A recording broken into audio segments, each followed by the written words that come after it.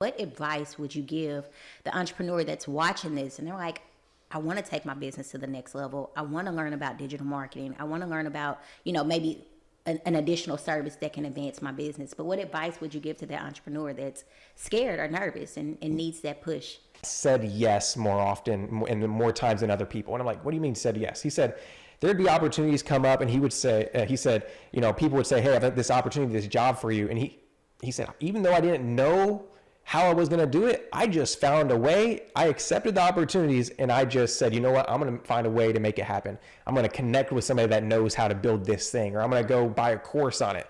And so I think for a lot of beginning entrepreneurs, if you're here watching or you're listening, just saying yes to more opportunities. Now, I'm not saying you should say yes to all opportunities, right? But one of the things that I've got really good at, and I took that advice, is that whenever somebody presents you with an opportunity to, take action on something, say yes more often. And even if you don't know what's going to happen, even if you don't know how to fulfill that, is just go with it at the I'm going to find a way mentality. And it's easier said than done, right? Because sometimes we let fear, we let the lack of confidence get in the way. But really, when you step out there and say, okay, who has the resources that I need to get this done, right? That's when it starts getting really fun. Or where are the resources I need to actually fulfill this? That's when you actually can step into the next level of greatness. I'll be there. So always continuing to be a good student is one thing, but then always choosing to say yes, even when you don't know how it's going to get done.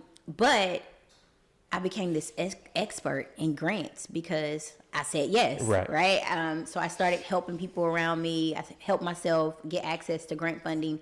But I started this community to start teaching other entrepreneurs and giving entrepreneurs the resources that I wish I had when I started my business. So that piece of saying yes and just connecting and being surrounded around like-minded people, I think that's a key piece that a lot of people are missing to scale and grow their business.